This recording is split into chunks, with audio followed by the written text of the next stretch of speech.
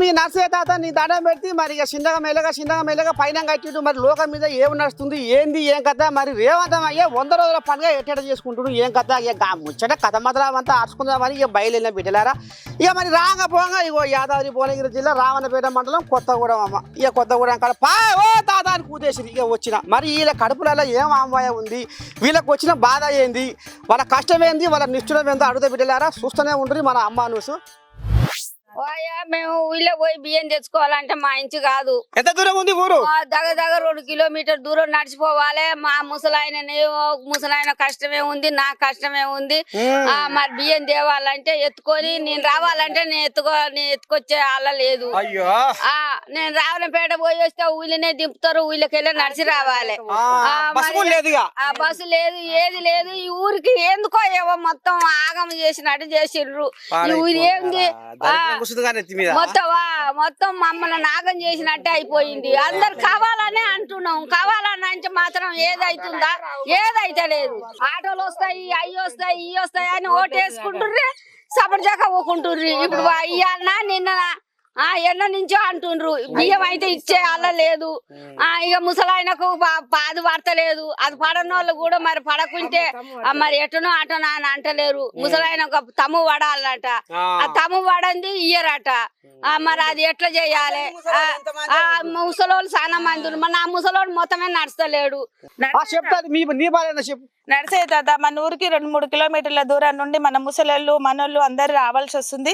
ఇక్కడ పిల్ల జల్లలంతా చాలా ఏ మూటలేదు. ముసలావి ఒక 2 కిలోమీటర్ల నుండి రావాలంటే మన ఊరికి ఆటోల సౌకర్యం లేదు.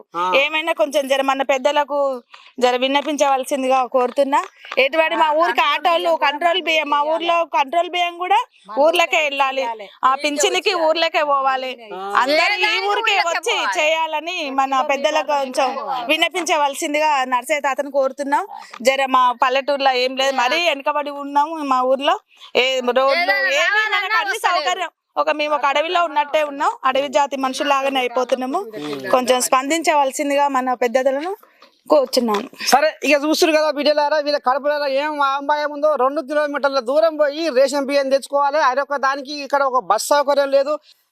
ఇక ఈ రకంగా నానా అవస్థ ఎలా పోస్తుందట ఈ కొత్తగూడెం జనాలు. మరి ఇంకా కూడా కొంతమంది ఉన్నారు, వాళ్ళు కూడా ఏమంటారు ఏంది ఏం కదా మీరు చూస్తూనే ఉంటారు మన అమ్మ న్యూస్. అమ్మ చెప్తాలి నీ బాధ ఏం చెప్పు. నా బాధే ఉందయ్యా, నడుస్తాందుకు నడవరాదు, పోతాందుకు బియ్యం తెచ్చుకోనికి రాదు. ఈ ఊరికి మాత్రం బియ్యం తేవాలి, తెచ్చైతే ఇయ్యాలయ్యా మాకు. నేనైతే పోలేను నడవలేను. నేను ముసలాడు నడుస్తాందుకు పోతాందుకు చేత కాదే నాకే. ఆయన ముసలాయన పోయి తేవాలంటే ఏం చేస్తాడు? తేలేకపోతుండు. ఈయన ఒక ఆటో రాదు, ఓ బస్సు లేదు. వాళ్ళన్న బతిలాడితో కూడా వాళ్ళన్న బైక్ మీద కూర్చోబెట్టుకోరు. మళ్ళీ వస్తే అప్పుడు ఒట్టికి వస్తామా? బియ్యం ఎత్తుకొని రావాలంటే నాకు కాళ్ళకి ఆపరేషన్ అయిందని నాకు నడవరాదు, నాకు పోనీకి రాదు. నాకు ఏదన్నా ఈ ఊరికి ఆటో కానీ ఈ బస్ అన్నా ఏదన్నా సౌలతులు ఉండాలయ్యా. చెప్తాండి మరి మీతో బియ్యం ఏమని చేస్తారు? నీకేసమని బాధ ఉంది.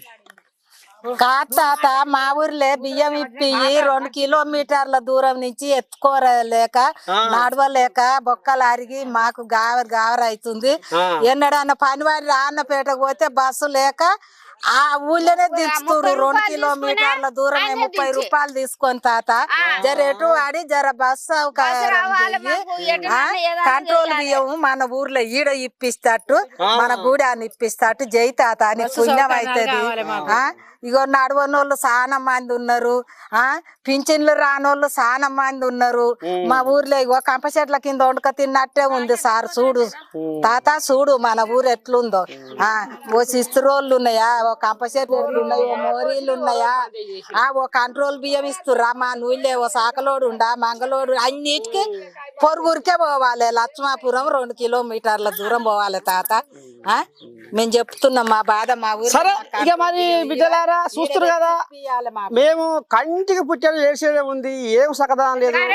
ఇవాళ ఆ తల్లి ఏమంటుంది, ఇవాళ మేము చెట్ల కింద వణుక తినే అలా ఉంది, చెట్ల కింద వణుక తిన్నట్టే ఉంది కానీ మా బతుకు ఏం మారలేదు అన్నట్టుగా మాట్లాడుతున్నారు. మరి ఇప్పుడు ఎంఆర్ఓ ఏమంటారు దీని మీద?